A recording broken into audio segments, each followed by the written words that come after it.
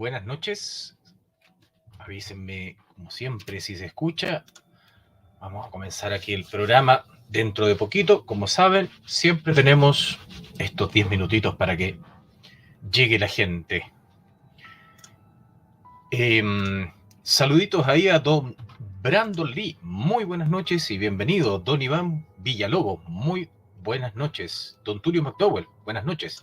Don Diego A. Tulio McDowell dice: hoy toca pollito a la plancha, mañana al velador. Y Brandon Lee con su caballito homosexual de las montañas. Hoy día tenemos hartas cositas interesantes que comentar. Va a ser un programa que tal vez tenga algunos elementos de algún arcano nocturno antiguo, pero la gran mayoría de los datos de la noche son nuevos. Sebastián Galvez, muy buenas noches y bienvenido aquí al chat. Comenzamos aquí este recorrido por este fenómeno inevitable que acecha a la humanidad. Pero por sobre todas las cosas hay unos temas ahí bien perturbadores que vamos a revisar ahí a la vuelta de la intro. También tenemos por ahí unos relatos que son bastante heavy. Les aviso y siempre les hago el disclaimer por si acaso, que el programa tiene algunos temas bien perturbadores que puede que algunas personas que son un poquito sensibles les queden dando vuelta a las historias durante la semana, pero bueno, creo que la mayoría llega al programa esperando eso también. Yo no sé si ustedes, alguna de las personas que están en el chat, alcanzó, es de mi época por supuesto, alcanzó a ver esta perturbadora carátula en ese tiempo, los videoclubs. Me imagino que después alguien se debe haber topado con esto en alguna venta de DVDs por ahí, por allá. Pero creo que esto fue uno de los primeros materiales audiovisuales en los que, si bien casi el 70-80% de las caras de la muerte son cosas prefabricadas y que hay mucha, por así decirlo, manipulación de imágenes, etcétera, hay ciertas cosas que son reales y fueron lo que vendría siendo como los ancestros de estos videos que se han vuelto tan populares en el último tiempo en la internet. Sebastián Galvez de mi tiempo dice: una vez la arrendamos en VHS, así que me imagino que y coménteme cuál fue se impresionó, cuál fue su. Yo la verdad que cuando veía estas carátulas, si bien eran muy por así decirlo, muy simples. Usualmente uno cuando llegaba a la parte de las galerías de terror de los videoclubs, donde estaban todas estas películas de monstruos, fantasmas, cada una con una carátula más perturbadora que otra, llamaba la atención este cover con esta, por supuesto, con esta advertencia de que la cinta había sido prohibida en 46 países. Y por supuesto con todas las cosas cruentas que aparecían detrás de la carátula. Entonces, a mí la verdad siempre me impresionó todo lo que contenía ese casetito. Esta cosa que estaba dirigida por, si mal no recuerdo, John Alan Schwartz, y es antiguo, 1978. Por aquí don Iván Villalobos dice: don Bruno, ¿qué opina del fenómeno OVNI? El Villegas siempre menciona algo sobre eso. Dice que hay mucha evidencia de que el fenómeno de seres de otros mundos es real. Si le interesa a don Iván Villalobos, la próxima semana vamos a estar tocando ese tema con hartas cositas que han salido durante estos últimos meses, desde, por supuesto, ¿cómo se llama? Hay un tipo que hizo revelaciones bastante interesantes respecto a archivos clasificados que tenía el gobierno de los Estados Unidos, que se supone o se entiende hasta el momento que son los que manejan más información al respecto. Por supuesto, también está el tema de aquella área 51, y hay un montón de cosas ahí que están siempre en el aire. ¿Estaremos solos?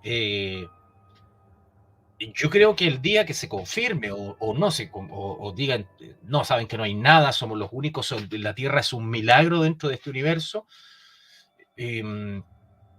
O digan, sí, efectivamente hay civilizaciones extraterrestres muy avanzadas en el cosmos. Yo creo que va a ser un tema súper fuerte, súper fuerte. Doctor Tatewaki, muy buenas noches. Así que ahí lo dejo invitado, don Iván Villalobos. Hay buen material y una historia bien complicada respecto a contacto con...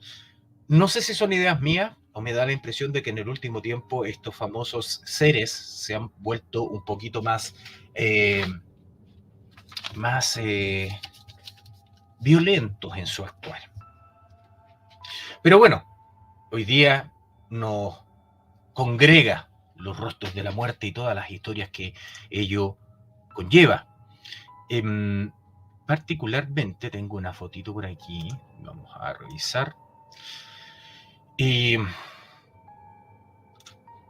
esta foto fue tomada en diciembre del año 2004 y corresponde a la señorita Deborah Garlick. Es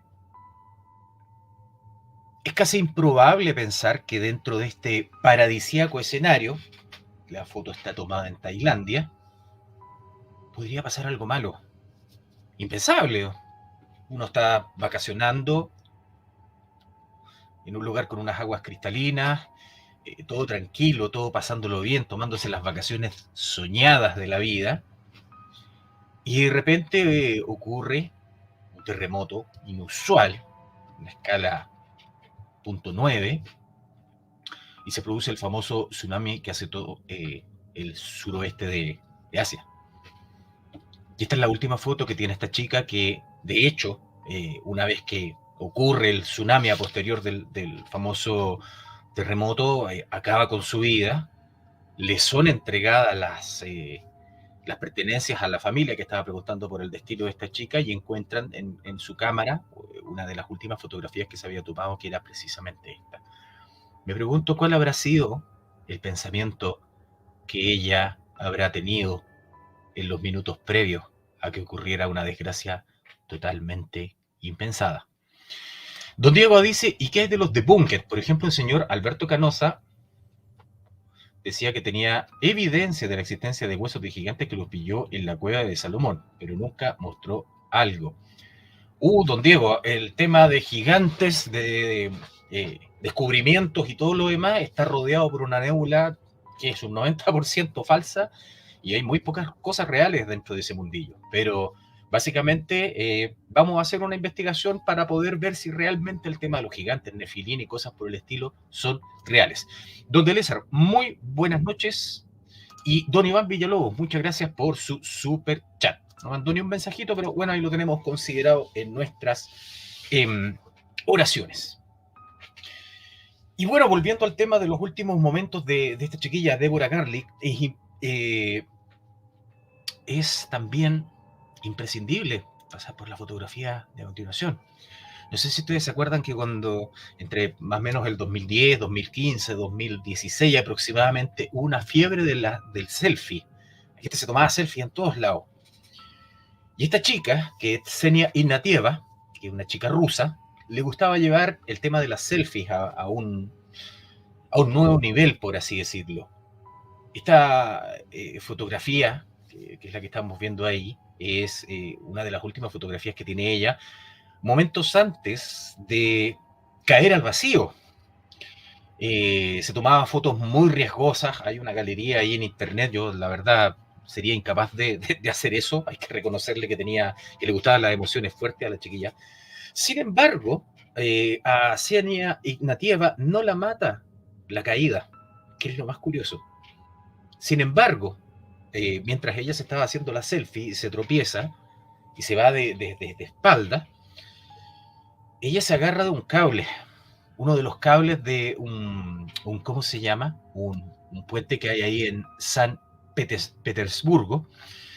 Y en ese momento ella recibe una descarga de aproximadamente 1500 voltios. Y la verdad, se muere en ese preciso instante. No por la caída, sino que por hacer contacto con este cable. Por lo tanto, la muerte se la iba a llevar sí o sí, de una forma u otra. Doctor Colo, muchas gracias por su super sticker. Eh, Aquí ya tenemos dos casos en donde vemos que la señora muerte, cuando quiere su presa, la reclama, no importando cómo ni dónde. Y es bastante perturbador pensarlo desde ese punto de vista.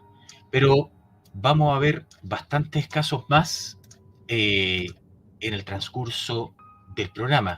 Así que estén atentos, vayan a buscarse un tecito, un cafecito, alguna cosita para tomar, para que disfruten lo que viene a continuación. Y ya completamos los 10 minutitos de rigor, así que vamos a echar a andar la intro del programa del día de hoy.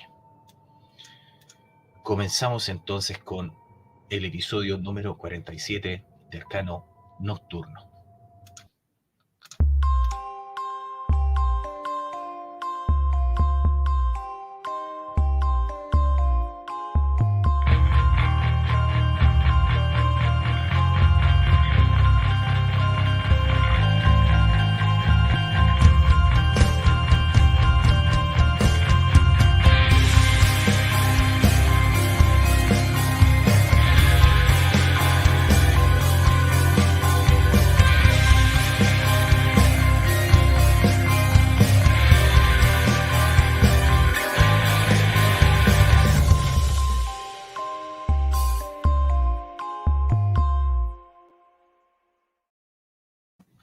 Sean todos bienvenidos a este nuevo episodio de Arcano Nocturno y en esta ocasión revisaremos el tema de los rostros de la muerte.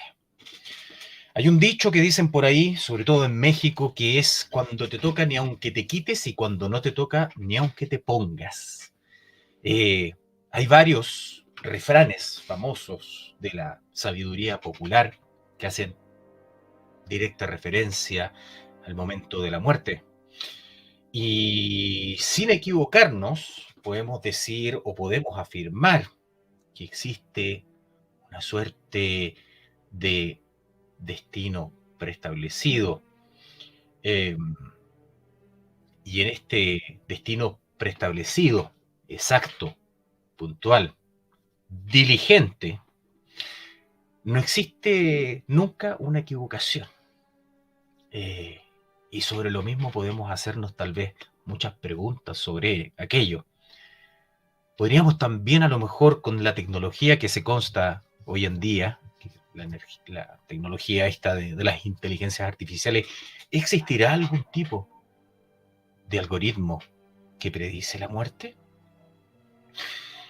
Además de la evidente y abrumadora evidencia de que por supuesto algún día vamos a dejar de existir, al menos en este plano de realidad, lo que perturba a muchas personas no es el momento de la muerte, sino que el cómo. Y eso le quita el sueño también a muchas personas. Básicamente la muerte, la terminología de la muerte es la cesación o término de la vida. Don Iván Villalobos dice por acá, ¿habrá una hora de tu muerte? Por ejemplo, el escalador Free Solo arriesga su vida a un nivel altísimo. Ahí yo creo que volvemos a la frase de cuando es tu momento, es tu momento. Uno puede aumentar las apuestas, ¿cierto? Pero no necesariamente. Digamos que la muerte, eventualmente, el momento de la muerte es como una lotería.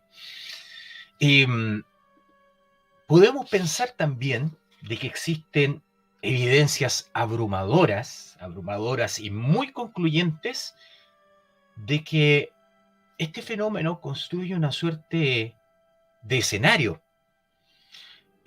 donde reúne a cierta cantidad de personas, o a veces a una pura persona, y realiza este tema, como una película que se hizo muy famosa por ahí por el año 2000, y que por supuesto generó una saga enorme de películas, que es la película Destino Final.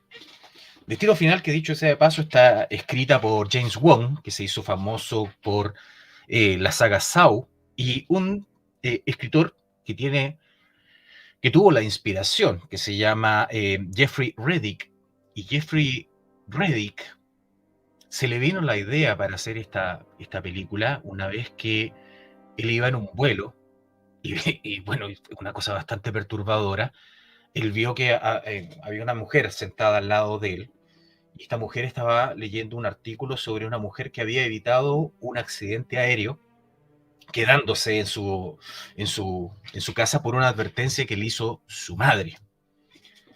Y evidentemente esto genera la idea para poder eh, realizar esta película que nos cuenta la historia de un grupo de personas que logran saltarse este proceso del que estamos hablando.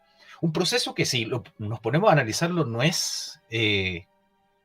podríamos hablar de conspiraciones o podríamos hablar de cosas, mucho imaginario, pero hay información pura y dura que vamos a revisar durante el programa en donde se nos muestran casos que realmente eh, desafían la imaginación, que nos sorprenden, que nos dicen, oye, cuando la muerte quiere su presa, la reclama no importando el cómo ni el dónde. La saga de películas de Destino Final tiene mucha inspiración en hechos reales que dicho sea de paso son bastante perturbadores, como por ejemplo la segunda película se inspira en un trágico accidente que ocurre en Catoosa, en Georgia, en 1997. La segunda película, por supuesto, nos muestra ahí un tema espantoso, un choque de automóviles ahí con el tema Highway to Hell, donde muere gente de formas brutales. Y sin embargo, esta carretera de Catoosa en Georgia, tiene una larga historia de accidentes súper trágicos.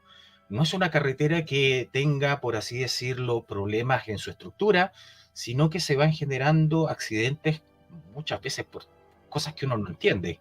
Gente que a veces se queda dormido en medio de la carretera, o a veces le pasa algún desperfecto mecánico. Es una verdadera lotería. Es sumamente peligrosa la carretera de Catoosa en Georgia. Don Rodrigo Acuña, muy buenas noches y bienvenido. Diego dice, en ese sentido, creo que las madres tienen una suerte de precognición respecto de sus hijos. Efectivamente, yo creo que hay un tema que une a la gente en este tema. Continuando y conversando con este tema que volvió popular el ideario de que la muerte te escoge, te coloca en un lugar y te dice, ok, usted se va a morir aquí y se tiene que morir.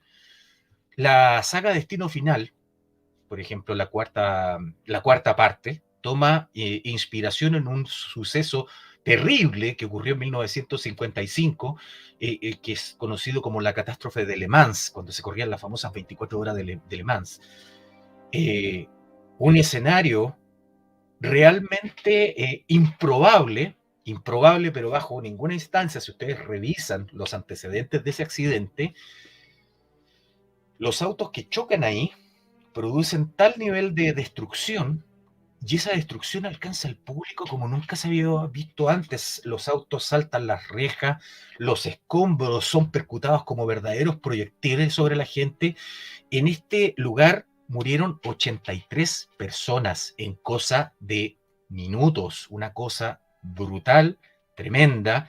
Hay un pequeño documental ahí sobre este accidente que por supuesto le permite a todo este mundo de las carreras deportivas aumentar los niveles de exigencia de seguridad a niveles impensados. Pero en ese momento cuando ocurre esto, la verdad es que verdaderamente espantoso, una cosa terrible. Tú vayas a ver una carrera de auto, el auto está súper lejos, jamás te vayas a imaginar que vaya a tener el auto encima dentro de unos minutos. Destino Final, obviamente con todas las exageraciones de una película de terror, toma inspiración de este suceso para la cuarta película. Don José Miguel Villarroel, muy buenas noches. Don Kuno Tateguaki, muchas gracias por su super chat. Brandon dice, a la mujer de cara blanca hay que esperarla dispuesto a bailar el último tango antes del nuevo amanecer. Sí, esa es como una idea muy poética, muy bonita sobre el esperar a la muerte. Más no obstante, ¿qué va a hacer en un escenario como este? En un escenario dantesco. Y otro de los sucesos tremendos en los que se inspiran las películas de Destino Final es esto que ocurre en el puente de Tacoma Narrows, donde efectivamente y felizmente no muere. La única, para la gente que le gustan los animalitos, hay un animalito que muere aquí que era el perrito de uno de los dueños por así decirlo, de uno de los arquitectos que ayudó a construir el puente. Un puente que no estaba pensado para las ondulaciones que se producían con el viento. Entonces, hay una grabación que está en muy buena calidad que muestra cómo el puente se mueve, se balancea y finalmente se destruye. Una cosa que realmente eh, encuentro que hubiese sido espantoso con gente pasando ahí en el puente. Felizmente no pasó nada. Pero claro, uno piensa, yo no hoy día ve este puente, que este puente existe todavía, eh, y que si bien este accidente ocurrió en 1940 y desde ahí hasta la fecha se han trabajado mucho los temas de seguridad respecto a los puentes, ¿qué pasaría si ocurre una tragedia así? Una tragedia como la que es relatada en la película Destino Final. Entonces, dicho eso, ya sabemos que estas películas que de alguna forma se inspiran en estos sucesos, nos muestran una realidad que realmente existe, y que es esto de que la muerte tiene sus escenarios, le gusta hacer sus dioramas para poder hacer sus representaciones. Pensando en eso, la muerte es un estado absoluto, no tiene matices, no tiene rostro definido, solo se resume un momento y desaparece hasta un próximo encuentro. Y lo que le queda a los que quedamos vivos, por supuesto, es su marca indeleble, una advertencia de lo que considera su propiedad y que la va a reclamar sin dar ningún tipo de explicación. Y de alguna forma nos mantiene en una vigilia eterna hasta el último día, ya que puede utilizar cualquier recurso, un accidente, una falla en el organismo, una cosa del azar inexplicable, siempre cuando lo quiere lograr, lo logra. Y cuando hablamos de hechos totalmente impensados, vamos a hacer un pequeño viaje hacia la China, particularmente la historia del chef Chen Pan. Como ustedes saben, en estos países del Asia existen ciertas delicatessen que hacen que los estómagos occidentales o nuestra moralidad como occidental se estremezca un poco, ya que los menús siempre tienden a ser muy exóticos. Y dentro de lo exótico existe un platillo que se prepara con la carne de la serpiente de cobra. Para realizar este exquisito platillo, la serpiente tiene que estar viva al momento de realizar el plato, por lo tanto la serpiente es decapitada y se utiliza rápidamente el resto del cuerpo, el que es cocinado lo más rápido posible. Hay una suerte de analogía entre la carne del pez y la carne de la serpiente. Y bueno, este chef, que es el chef Pan, era un especialista, un hombre que era un maestro en esta preparación. Entonces, cortó la cabeza de este animal, dejó la cabeza ahí, cocinó el resto del cuerpo. Y por alguna extraña razón, algo inexplicable, la serpiente, la cabeza de la serpiente, lo muerde 20 minutos después de haberla cortado. Obviamente la mordedura de la cobra es mortal, es una de las más venenosas de todas las especies de estos anfibios, y el tipo se muere. Una venganza post-mortem quizás, pero el chef ya estaba marcado previamente para la muerte desde el momento en que se le ocurrió preparar ese platillo, un platillo que había preparado toda su vida, y le tocó una muerte prácticamente absurda, una cosa que totalmente inexplicable. De hecho, parte de las personas que formaban parte del staff de cocinero jamás habían visto que la cabeza de un animal permaneciera activa tanto tiempo. Y eso generó, por supuesto, cambio en todo el protocolo de la cocina eh, oriental, sobre todo de este platillo tan exótico. Eh, Muertes extrañas, muertes que uno a veces piensa que pueden ser totalmente absurdas. Y ahí nos vamos al siguiente caso. El siguiente caso nos habla de Isadora Duncan, que dicen que donde iba deslumbraba al público en el escenario. Es conocida como la madre de la danza moderna. Isadora Duncan, que tenía una vida muy trágica, muy trágica. Perdió a sus hijos en algún momento, tuvo una vida amorosa muy terrible, y sin embargo, pasa a la historia. Dentro, si ustedes buscan ahí en algunos rankings que hay en internet, van a encontrar la muerte de Isadora Duncan como una de las muertes más absurdas de la historia. Creo que está en el tercero o primer ranking, una cosa tremenda. Esto ocurre al final del verano de 1927. Isadora había cumplido 50 años y la pasa a recoger un joven llamado Benoit Falchetto. Y esta mujer tenía una costumbre muy de la época por lo demás, que era vestir estos pañuelos muy frondosos que flotaban al aire, muy, muy bonitos de ver. Y esta mujer va vestida de rojo, con este famoso pañuelo flotando en el aire. Y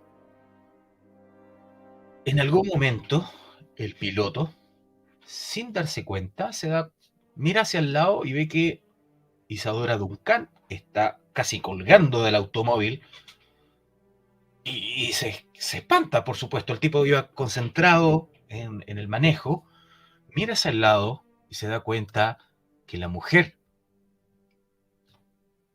con su pañuelo, fue enganchado por la rueda del auto y la asfixió rompiéndole el cuello en el acto. Una cosa terrible, algo totalmente impensado, que un pañuelo baje hasta el nivel de las ruedas y las ruedas te maten de inmediato, una muerte instantánea. Eh, la verdad es que mucha gente piensa que esto es una cosa simplemente de mala suerte. Pero claro, si lo quieren hilar más fino, Isadora Duncan ya se había enfrentado previamente a varias tragedias, incluyendo la muerte de sus hijos, y tenía estas, por así decirlo, tendencias medias suicidas en los últimos años de su vida, tendencias autodestructivas. De otro color, reptil, tiene toda la razón, no anfibio, perdona, me mareo. Tule McDowell dice que brígido eso, y un video de una serpiente decapitada y el cuerpo seguía moviéndose y la cabeza muerde su propio cuerpo. Impresionante a lo menos. Saluditos do Mer de Hammer. Entonces, como estamos viendo, hay de repente accidentes que parecen ser absurdos, vistos por supuesto después de bastante tiempo, pero en rigor vemos que nadie está libre de que le pase algo así. Si nos vamos a la era moderna, nos vamos a encontrar una serie de coincidencias muy extrañas. Tyler Myers, de 19 años, era un chico muy travieso, al menos eso es lo que describen sus padres. Y el día de su muerte, el 24 de septiembre, es muerto en un accidente automovilístico, precisamente porque uno de los conductores no respetó un signo pare. Al momento de dirigirse la policía al lugar donde estaba la camioneta de Tyler, encontraron en su camioneta un montón de signos pares. El tipo andaba como gracia, quitando los signos pares de la calle y para llevárselos. ¿Quién sabe para qué? Para algún tipo de trofeo o algo así.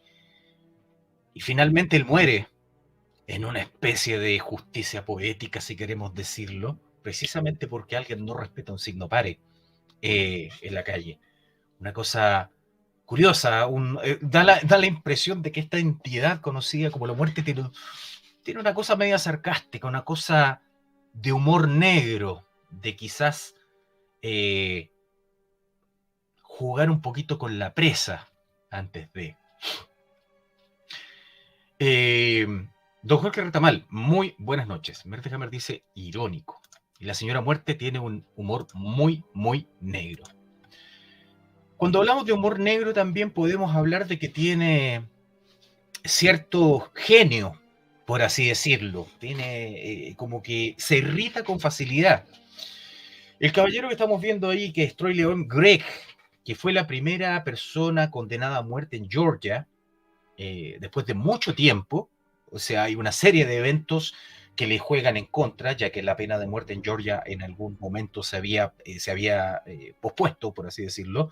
Pasa el tiempo y reactiva las penas de muerte y este tipo entra, que había sido, por supuesto, procesado por varios homicidios que había cometido. La cosa es que este tipo, sentenciado a muerte, logra escapar de la prisión en donde estaba. El tipo se escapa de la prisión y, por supuesto, escapándose de la prisión, él supuestamente se había salvado de la muerte, de la pena de muerte que lo esperaba.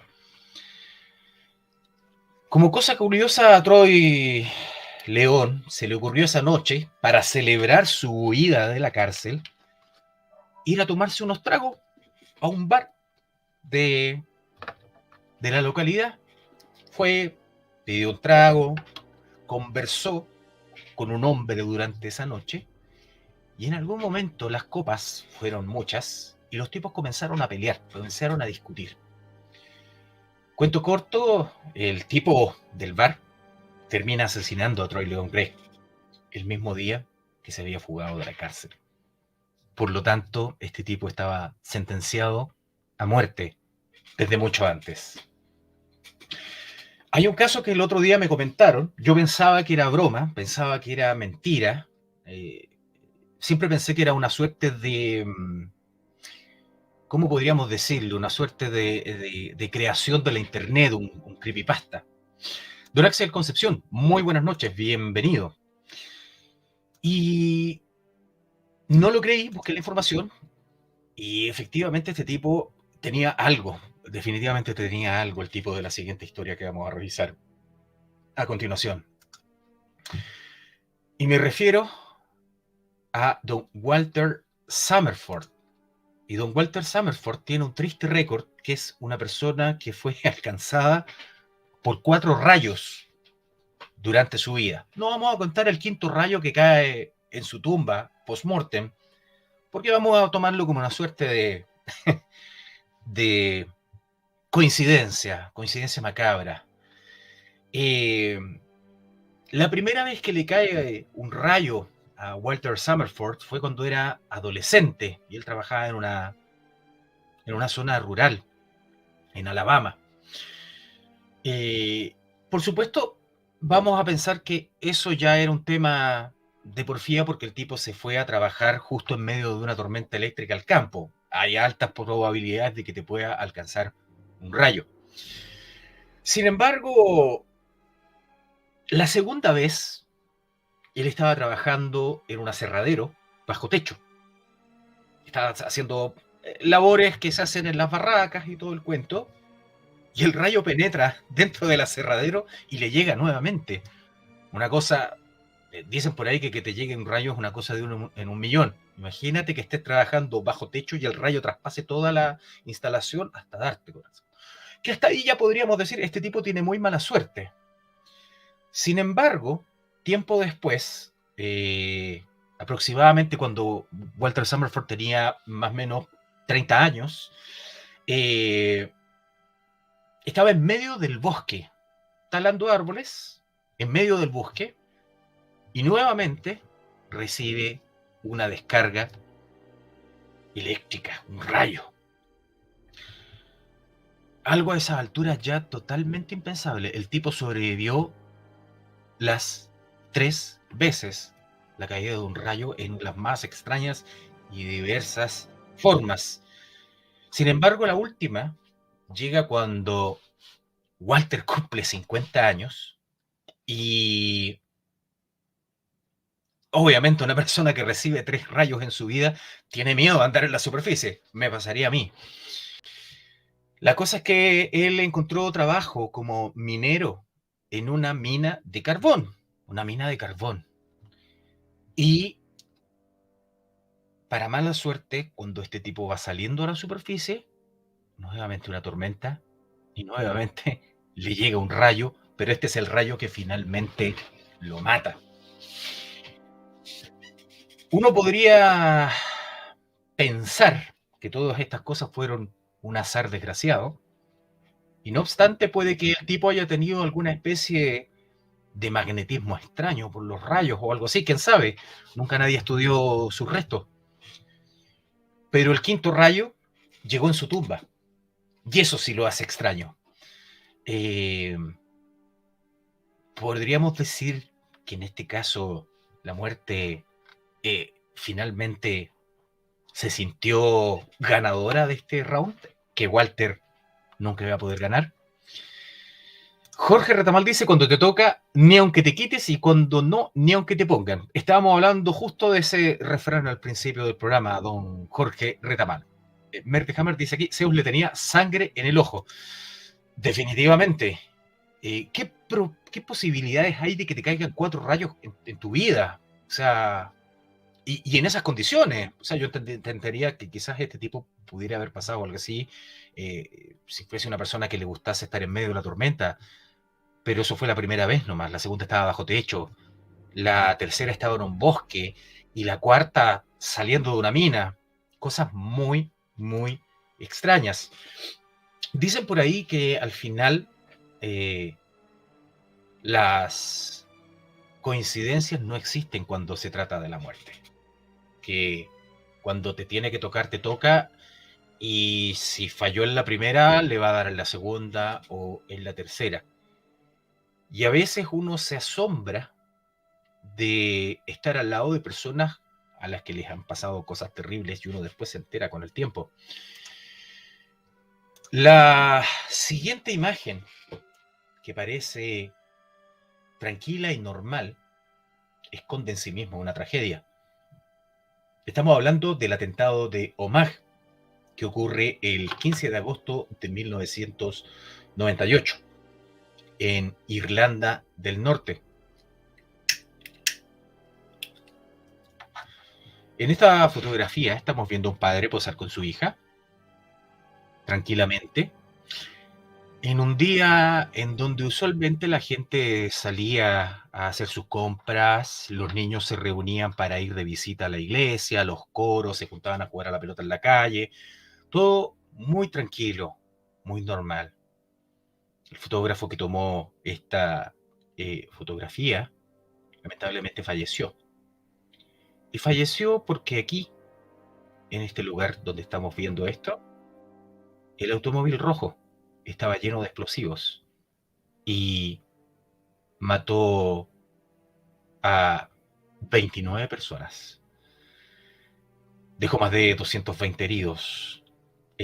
Fue un atentado atroz, atroz, donde murieron también muchos niños.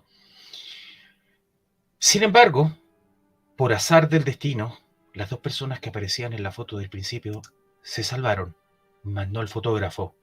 El fotógrafo, al parecer, tuvo la osadía de retratar el artefacto con el que la muerte iba a cobrar esas vidas esa noche.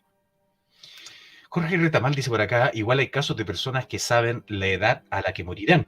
Ni ellos saben el por qué, pero es casi una certeza desde muy pequeños. Y en algunos casos se cumple. ¿Será el poder de la mente? ¿O puede ser que la mente somatice de alguna forma a la gente para que ocurran ciertos escenarios? Como estamos viendo aquí, los casos que hemos visto hasta ahora, De alguna forma hay cosas que ocurren de forma muy random, de forma muy aleatoria, y hay cosas que simplemente pasan de largo por la gente que no es. En este caso, estamos viendo que el automóvil estaba al lado de estas dos personas que deberían haber muerto, y sin embargo no pasó. Pero mató al chofer, que era el que estaba al frente, o sea, perdón, mató al fotógrafo, que era el que estaba al frente. Entonces, es una cosa tremenda. Lo otro, y curiosidades de este caso del tema del atentado de Omagh, es que durante el día varios de estos terroristas del IRA estaban haciendo llamadas telefónicas para confundir a la policía. No sé si lo habrán hecho de una forma inconsciente, pero la policía, al verse superada por la cantidad de llamados que recibió, empezó a mover a la gente de distintas partes de la ciudad precisamente al lugar donde iba a ocurrir el atentado. No sé si habrá sido algo pensado de forma inconsciente, pero finalmente terminó haciendo muchísimo, muchísimo daño a todas las personas que estaban ahí.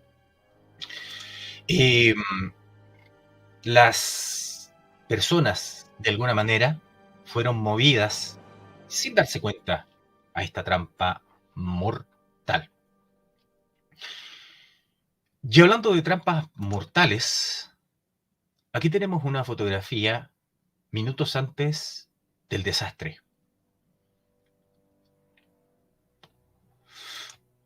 Don Iván Villalobos dice aquí, acuérdese de Vesna Bulovic, que tiene el récord de caídas de mayor altura. Cabe mencionar que ella era azafata y el avión en el que iba cayó.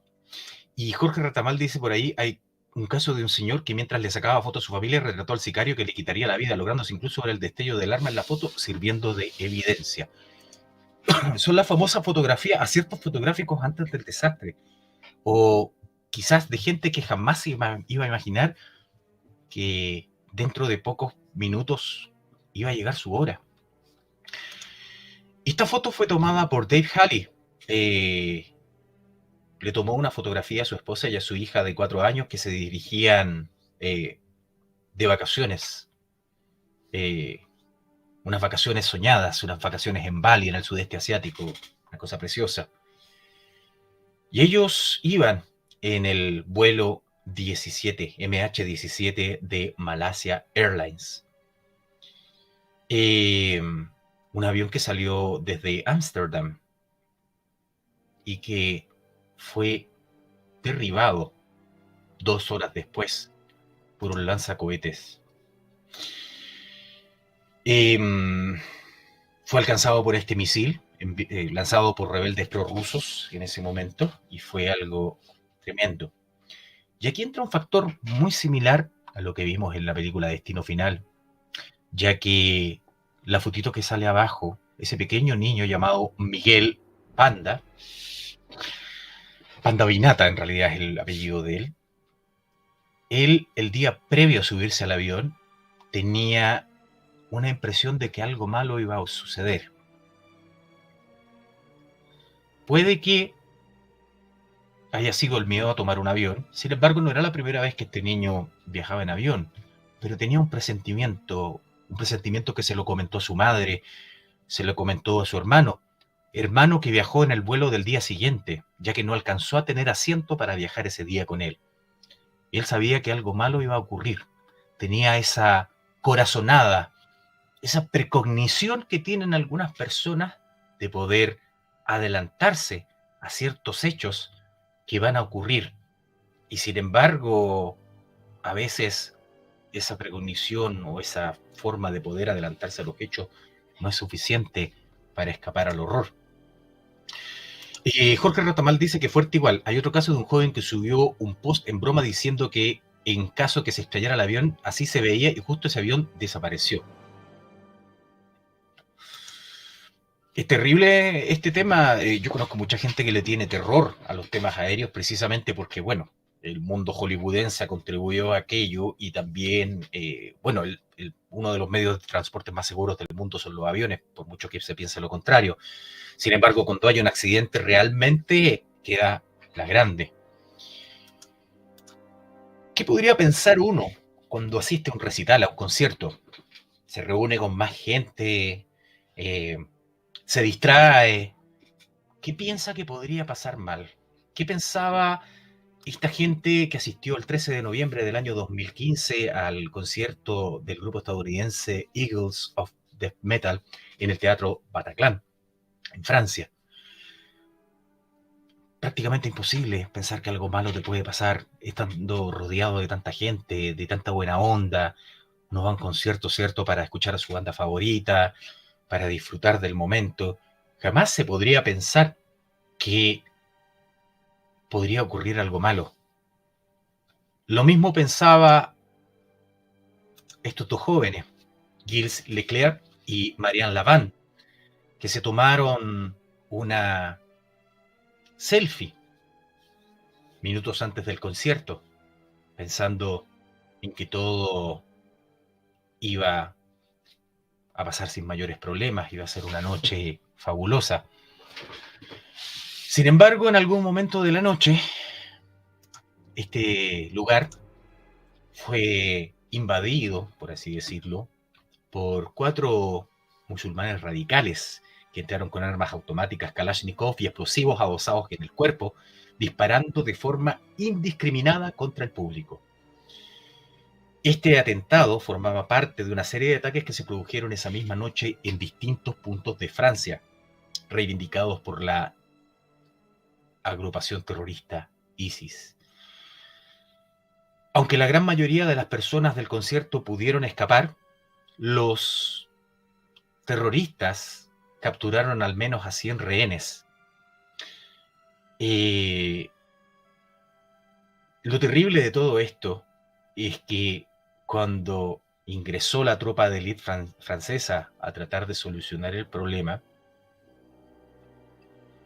los terroristas cometieron suicidio, hicieron explotar los explosivos que llevaban en el cuerpo. Y por tanto, la masacre fue terrible, terrible. Felizmente, dentro de toda la desgracia, este hombre, Gilles Leclerc, logró salvar la vida de su novia, ya que él pudo contener las balas abrazándola. La protegió hasta el final. Por tanto, Marianne sobrevivió. Tulio McDowell. Tío Bruno, me quedó rico el pollito, gracias por acompañarme. Buenas noches, que descanse. Jorge Retamal dice, a veces también se presiente la muerte a través de los sueños, logrando visualizar futuras desgracias. Merck de Hammer dice, hay presentimientos que parecen salidos de la fantasía. Una vez algo me dijo, levántate de la cama, y al pararme rápido y prender la luz encontré una rata aturdida porque lancé las frazadas al hacerlo y esta chocó contra la pared. Sí, a veces uno tiene tincada, yo de repente a veces en la cama me encuentro una que otra araña y he tenido suerte. Dice don Jorge Retamal, ¿por qué será que la muerte siempre viene de a tres? Por ejemplo, donde vivo en el campo, siempre que muere un animal caen 2 más. Y el otro día en un programa español contaba una persona que, ahí quedó en continuará, en su pueblo siempre los vecinos fallecían de a 3. Hay una costumbre también que habla de que los aviones también se caen de a 3. Probablemente hay algún algoritmo o alguna suerte de coincidencia macabra, como hemos visto durante todos los casos que hemos estado revisando esta noche, en donde se ocurren ciertas cosas impensadas para uno. Estas fotografías de antes de la catástrofe, de antes que pasen las cosas malas, a veces son impresionantes. Uno nunca las ve venir.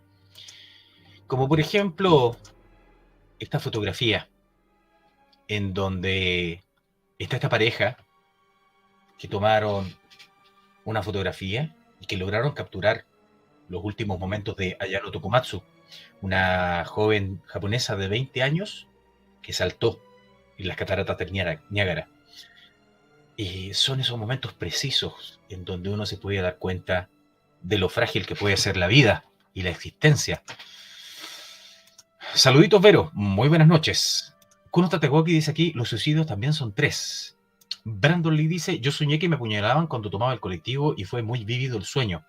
Desperté para la calle llorando. Después me empecé a sentar en otro lugar o poner mi mochila al lado derecho. Son sueños vívidos, son sueños que eventualmente uno piensa que son advertencias en el sentido de que tal vez uno durante el sueño puede conectarse a lugares diferentes del sueño, de la existencia, de la realidad. Tal vez ya todo está escrito y la realidad no es más que un telón que tiene que caer en algún momento. Sin embargo, cuando hablamos al principio de estas películas de Destino Final y todo lo demás, hablamos también de la coincidencia que era esto de que la muerte cuando quiere su premio lo reclama sí o sí. Y aquí vamos a entrar en una serie de eventos desafortunados en donde, de alguna forma, la muerte hizo una suerte de intercambio, no sé cómo podríamos decirlo. Aquí tenemos al señor Christopher Husband, una persona que se encontraba con arresto domiciliario en Canadá, en Toronto. Y este tipo tenía una serie de problemas reñidos con la ley, estuvo metido en pandillas y en cosas por el estilo. Y semanas antes había sido apuñalado en al menos 25 ocasiones por sus compañeros de banda. Y el tipo sobrevivió. Increíblemente no le pasó gran cosa. Al tiempo después, este tipo, armado, va a un mall y comienza a disparar. Un tiroteo tremendo, tratando de matar a uno de los tipos ahí con los que tenía problemas. Un lugar en donde murieron 2 personas. Un tiroteo inusual dentro de Toronto. Esto ocurre en un centro comercial que se llama Eaton. En este tiroteo tremendo donde ocurrió eso, había una mujer, había una chica de nombre Jessica Redfield, una joven comentarista, bloguera, de Texas, que andaba justo de paseo en ese momento, en ese lugar. Ella había salido precisamente a hacer unas compras a ese centro comercial, y justo en el momento en cuando se produce el tiroteo, ella se corre un poquito, sale a tomar aire, porque se siente como ahogada. La entrevistan después en los medios y ella dice que no puede quitarse la extraña sensación en su pecho, que es una sensación de vacío repugnante que no desaparecerá. Que era difícil imaginarse haberse salvado de esta situación mortal, de este tiroteo que había producido este señor Christopher Husband. Sin embargo, esto ocurre el día 2 de junio del año 2012. Y un mes después, durante el estreno de la película The Dark Knight Rises en Colorado, ocurren los tiroteos perpetrados por Jane Holmes. Sí. Y este tipo, en ese lugar, dispara contra mucha gente dentro del cine, mata a 12 personas, entre ellos a Jessica Redfield. Por tanto, Jessica estaba condenada a morir sí o sí en un tiroteo, con apenas un mes de diferencia. ¿Cómo podemos explicar esa coincidencia tan macabra? Jorge Retamal, en relación a las fotografías, dice: lo triste es que plamaron sin querer algo tan fuerte. Nadie se levanta pensando en que será su último día. Como lo que contaba un paramédico una vez, que lo que más le impresionaba era ver fallecidos, afeitados recientemente, sin pensar que se arreglaban para su propio velorio. Exacto, son cosas que evidentemente llaman mucho la atención, de cómo una persona con apenas un mes de diferencia, estar metida en 2 tiroteos en lugares aleatorios en el mundo, y fallecer precisamente por una cosa que te escapaste. Una cosa tremenda. El caso está totalmente documentado, por lo tanto, pueden buscar la información ahí. Es algo sorprendente. Y sin embargo, el perpetrador del primer incidente, que fue Christopher Husband, ¿habrá hecho tal vez alguna suerte de pacto para burlar a la muerte? ¿Quién lo sabe? Don Diego dice por acá, ¿les ha pasado algo similar digno de la sincronicidad? El lunes fui a trabajar a un lugar muy lejos y a medio camino encontré un conocido en Pana. Suerte que andaba con cables para hacer puente. Ahí tiene casos, por ejemplo, que funcionan tanto en la vida como en la muerte. Y la otra cosa que son las tincadas, pues, don Diego. Ese sentimiento del que hemos hablado harto, de que algo no está bien. Algo, no, yo no voy a ir hoy día a ese lugar. Y ahí nos vamos al caso de Jessica de Lima. Y Jessica de Lima era una de las organizadoras de fiestas, era una organizadora de fiestas universitarias y particularmente ella le tocó organizar una fiesta en una discoteca llamada Kiss, una discoteca que lamentablemente, en la que lamentablemente murieron 239 personas víctimas de un incendio. Ella, ella tenía que estar presente ese día. Ella probablemente podía haber sido una de las 239 víctimas. Sin embargo, por alguna extraña razón, su novio la persuade de que no vaya, que se quede en la casa, que se queden compartiendo juntos. Y Jessica de Lima se salva tangencialmente esa noche de morir en ese incendio. Sin embargo, unos meses después, en un accidente de tráfico, ambos mueren. Eh, Chocan, por alguna extraña razón, de frente con un camión. Una historia quizás de amor un tanto perversa, pero la muerte les tenía preparados el morir juntos y no separados. Eh, Mertehammer dice, ahí volvemos a la pregunta de siempre, ¿existe el destino? Por lo que estamos viendo, parece que sí, parece que existen ciertas cosas que tienen que pasar sí o sí. Como se mencionan en algunos lugares, las famosas variantes, estas cosas que tienen que ocurrir de alguna forma, lo que le pasa un poco al Doctor Strange cuando trata de salvar a su mujer y en todo escenario no lo puede hacer. Hay gente que parece o da la impresión de estar condenada a morir, sí o sí, bajo cualquier circunstancia. Vamos a completar la hora de programa. No sé si quieren que continúe con el programa o lo dejamos hasta aquí. Escucho sus comentarios, le envío un gran saludo y muchas gracias a las 18 personas que se encuentran en este momento en el chat viendo este episodio. Ahí espero sus comentarios, porque si no lo dejamos hasta aquí. Tengo varias cositas que compartir con ustedes también relacionadas a este tema, que por lo que estamos viendo tiene empíricamente algo eh, extraño, algo macabro detrás, algo como que alguien está maquineando y no nos estamos dando cuenta, que alguien nos coloca como las piezas de ajedrez dentro de un juego muy macabro, donde por supuesto el premio es la muerte. Sí, don Michael Sandrino, muy buenas noches, no lo había saludado. Ya, continuamos entonces con el programito. Van apareciendo casos cada vez más escabrosos. Y sí, como dice don Jorge Retamal, dejen su like, por favor. De Trocolo dice que siga, voy por un Fernet y subo un gaso. Muy bien, así se entretiene.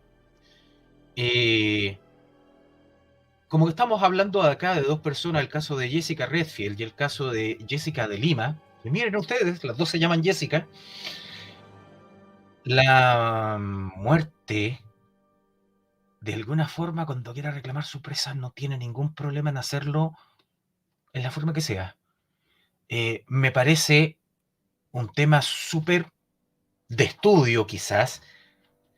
Puede que a lo mejor las personas que se enfrentan a estas situaciones de muerte quedan con alguna frecuencia baja que las hace ser más susceptibles a este tipo de accidentes o tal vez de arriesgarse más, una cosa que queda en el subconsciente mental.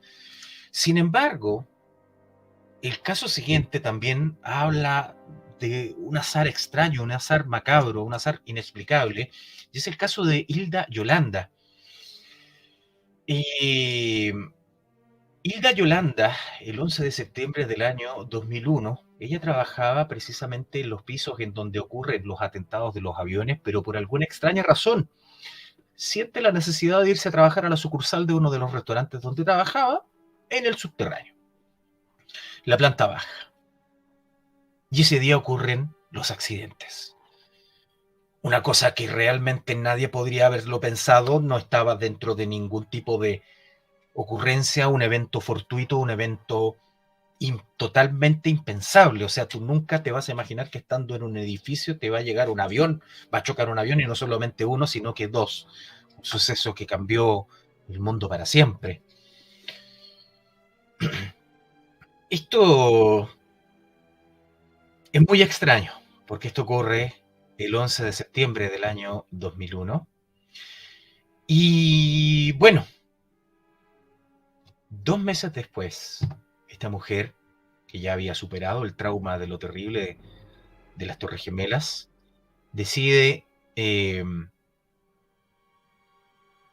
enviar a su madre y a sus 2 hijos a República Dominicana, los envía en un avión, y ella decide tomar un avión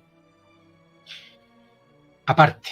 Dice, no, váyanse ustedes primero, yo me voy a ir en el avión después. Y ella prepara un vuelo, porque tiene que arreglar sus cosas y todo el cuento, 2 semanas después y toma un vuelo que era el 589. Y esto ocurre el 12 de noviembre.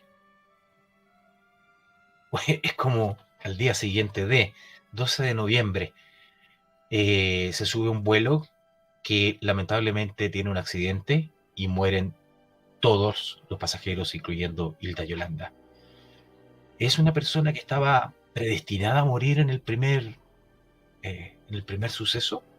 ¿O fue una cosa extraña?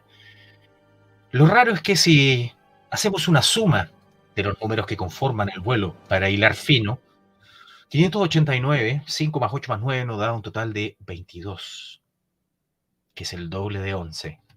Y otras cosas numéricas que busquen la información son muy extrañas, como que los números de alguna forma te colocan dentro de sucesos impensados.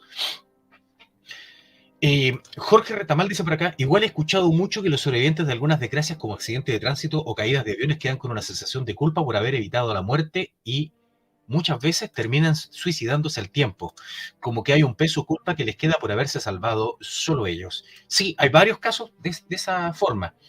Miguel Alfaro, está entretenida la historia. Llegué tarde también. Bueno, ahí tenemos un ratito más aquí de Arcano Nocturno, así que los invito a dejar su like. Y por supuesto, ahí también tenemos un link en la descripción del episodio donde pueden dejar directamente su donación para que no corte la colita YouTube. Verónica dice, ya mandé mi donación de Luquita por la web para que no nos robe mamá. Muy bien. De Trocolo dice, valoran más la vida y se cuestionan el por qué la muerte de los demás. Yo creo, no sé, y ahí les pregunto a ustedes qué les pasaría o qué pensarían ustedes si les toca vivir una historia como por ejemplo la que le pasó a esta mujer.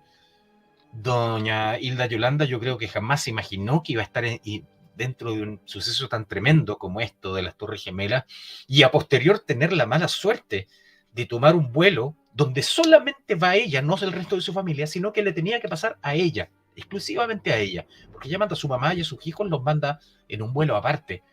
Es muy curioso el fenómeno. Pero bueno, y otro caso local, por supuesto, que tiene también ribetes muy extraños, muy de destino final, casi tragicómico, si así lo podemos decir. Yo sé que ustedes a lo mejor lo recuerdan. Y es el caso del cabo Héctor Zapata Cuevas. Corría el año 1996 y durante un procedimiento policial, a este tipo le disparan y se salva tangencialmente de morir por un balazo en el corazón, porque él llevaba una lapicera bastante gruesa que pudo retener la bala. Un disparo de 1 en 1.000.000. ¿Qué probabilidades hay de que una bala quede incrustada en un lápiz y te salve la vida? Prácticamente ninguna. Pero aquí se produjo el milagro y todos lo vieron como un milagro en aquel momento, una cosa de que este tipo lo protegía a Dios. Y sin embargo, el tipo estaba marcado para morir, ya que el 4 de junio del año siguiente, mientras patrullaba en Peñaflor, a razón de nada, al tipo le cae un árbol encima en medio de un temporal. Un árbol encima en medio de un temporal, a razón de nada. Y finalmente Héctor Zapata Cuevas pierde la vida en ese momento. ¿Cómo nos explicamos eso? ¿Fue un milagro que se salvó o realmente tenía que morir? Y, don Iván Villalobos dice, don Bruno, ¿cuál sería su forma de morir predilecta que no sea morir en el sueño? Es que me quitó la única que me gustaría. No sé, pienso yo que a lo mejor es la forma más tranquila de morir, sin mucho show. Michael Sandrino dice, esa es la culpa del sobreviviente. Jorge Retamal, hay mucho conocimiento oculto respecto a los números, además que deben haber grupos de personas poderosas que deben manejar esa información y eligen ciertas fechas para realizar sus negocios o males. De Trocolo dice, me acuerdo, lo mató un árbol después. Michael Sandrino dice, acá en Viña, hace como 7 años, un compadre chocó con un poste en la ruta Las Palmas y quedó la mansa cagada. El tema es que el chofer de un camión 3/4 que venía súper lejos murió decapitado por un cable de los postes caídos. Jorge Retamal dice, para no creerlo, quizá alguna fuerza superior le dé un poquito más de tiempo para terminar algo en la Tierra. Y claro, pues vamos entrando ahí en todas estas cosas impensables, impensables, que de alguna manera lo hacen replantearse a uno la existencia, la vida. ¿Hay algo que te protege de la muerte o la muerte siempre está ahí buscando la forma de entrar y de repente encuentra un flanco donde puede meterse y obrar? ¿Cómo pasa eso? ¿Pasa porque le damos chances? ¿Es porque nosotros con las cosas que hacemos le damos la posibilidad que la muerte entre? Eh, ¿Cómo pasa eso? El caso de a continuación también tiene unos revetes bastante horrorosos y a veces las personas no sé cómo lo hacen para poder, porque siempre dicen que tienen que existir ciertas medidas de prevención, ciertas medidas en las que uno podría no arriesgarse, tener ciertas cosas para cualquier eventualidad. Sin embargo, el caso de a continuación es muy tremendo, es muy perturbador. Tocolo dice, y el weón en moto que se decapitó por un hilo curado. Es que, claro, ahí tiene un caso, una cosa totalmente al azar. Don Iván Villalobos dice, ¿cree usted en seres así como los Shinigami? Los Shinigami, los dioses de la muerte de la cultura japonesa, asiática. Yo creo que a lo mejor hay una entidad así. Yo pienso que sí, o sea, con todo lo que estamos viendo en este programa hoy día en la noche, yo creo que sí hay ciertos personajes, a lo mejor no visibles, que buscan la chance para meterse entre medio. Jorge Retamal dice, ¿tendrá que ver con el ángel de la guarda esos casos de salvadas milagrosas o esa especie de presentimiento que nos avisa de los peligros, lo que llamamos corazonada? Ponga atención, don Jorge Retamal, a la historia de continuación. Dice así, un buen amigo hizo una fiesta una noche y me llamó para invitarme. Era el primer día libre de mi esposa y mío en mucho tiempo y bueno, nuestra hija recién había cumplido 2 años. Le dije a mi esposa y se entusiasmó, ya que teníamos la opción de dejar a nuestra hija con Roberta, una vecina. Habíamos estado bastante complicados con nuestras labores de padres, por lo tanto, salir esa noche estaba bien. Ir a distraerse, conversar con los amigos, tomarse un trago. ¿Quién no quiere eso? Sin embargo, por alguna extraña razón, cuando le comentamos esto a nuestra pequeña hija que recién estaba hablando, dijo con una cara de angustia, no, no vayan por favor. Quedamos bastante impactados con las palabras de nuestra hija. Sin embargo, por supuesto, frente a aquellas tiernas palabras del retoño, no pudimos resistirnos y decidimos no ir a la casa de mi amigo esa noche. Sin embargo, mi amigo tuvo la peor noche de su vida. Su fiesta, su fiesta iba bien.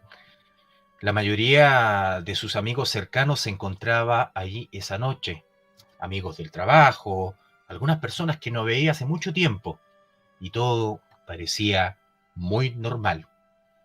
Las fiestas en casa, por supuesto, usualmente transcurren en un ambiente de camaradería, donde todo el mundo se conoce, donde hay buena vibra, y no suelen ocurrir más que algunos pequeños incidentes que son usualmente producidos por el consumo de alcohol en exceso.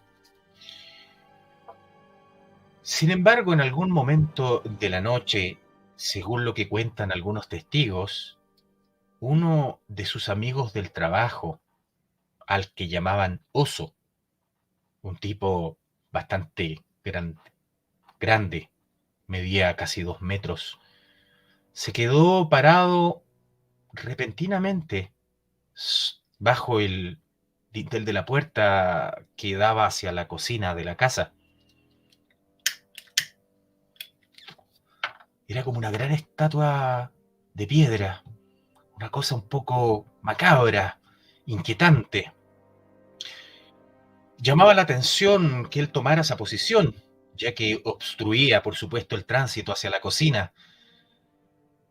Y bueno, era donde estaban las cervezas, así que a cada momento había que correr al tipo para poder pasar.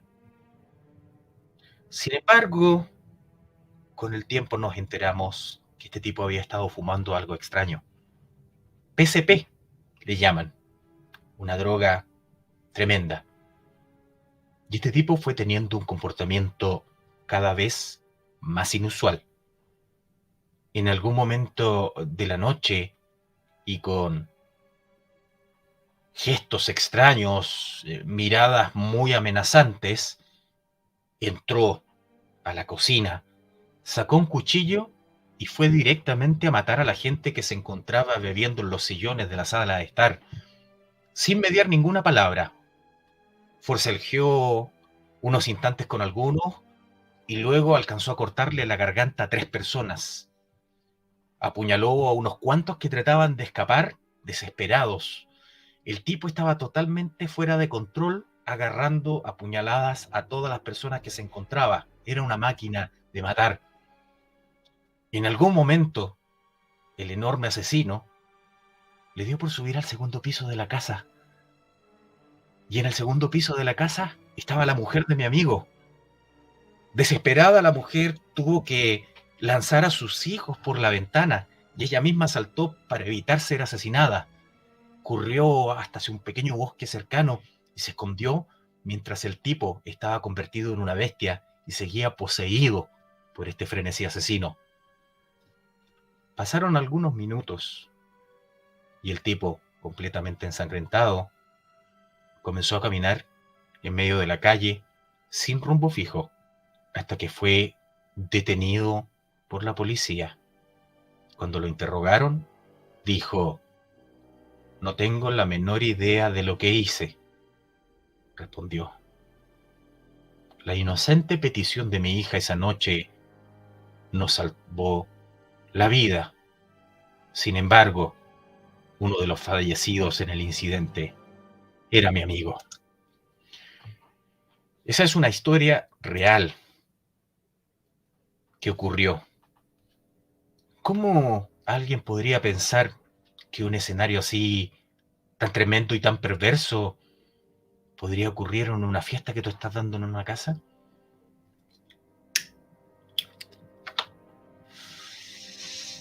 Jorge Retamal dice por aquí: más allá si uno cree o no en Dios, quizás hay algunas entidades que influyen en estos aspectos. Kuno Tatewaki dice: todo en el universo debe tener un orden dentro del caos. Algunos entes o energías deben estar encargados de culminar las vidas de quienes ya deben partir de una forma u otra. A veces la muerte toma algunos disfraces impensados, eh, a veces por un tema de azar y a veces por un tema de lo que podríamos llamar mala suerte. La historia de continuación, con la que vamos a cerrar el programa, me pareció inquietante y es una historia real. Este relato corresponde al de un tío y transcurre durante 1997.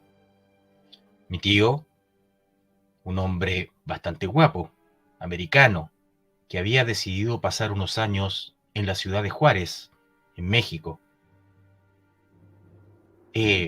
Algo extraño para un ciudadano americano, pero por alguna razón que nunca aclaró, tenía o sentía una atracción irresistible por aquel país en ese tiempo. Nos juntamos con mi tío a conversar, a beber algunas copas, y esa noche me contó acerca de sus innumerables aventuras en el lugar. Me contó que nunca tuvo mayores problemas para sobrevivir y tampoco tuvo problemas para contar con lujo de detalle sus aventuras amorosas con diversas mujeres mexicanas que caían rendidas ante los encantos de este hombre americano. Sin embargo, en algún momento de la noche, interrumpió su relato y su semblante se transformó, como si de alguna manera evocara el recuerdo particular de esta historia, le helara la sangre, le trajera recuerdos que no pudo sacar de su cabeza.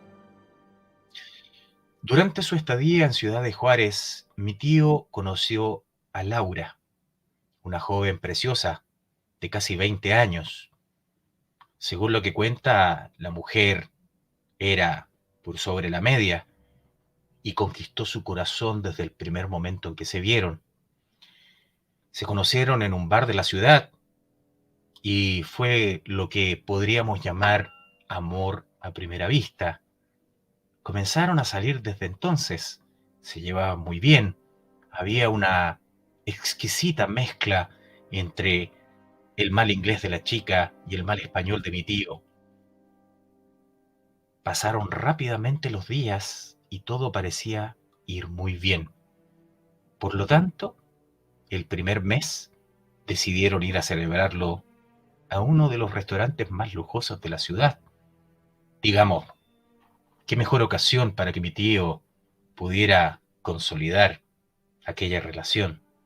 Estaba pensando seriamente en casarse con la chica. Llegaron al restaurante en cuestión y el garzón los dirigió a la mesa que habían reservado. Sin embargo, había algo extraño en el ambiente del restaurante, algo inquietante.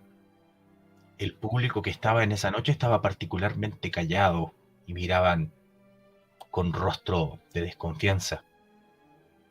Apenas a 4 mesas de distancia había un grupo de 4 hombres vestidos lujosamente, que se comportaban de manera grosera y bebían en exceso.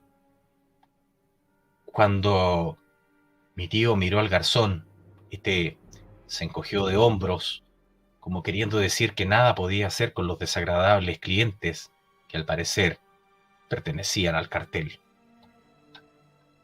Mi tío trató de ignorar a aquellos personajes y, por supuesto, se enfocó en su cita. Conversaron, comieron, bebieron.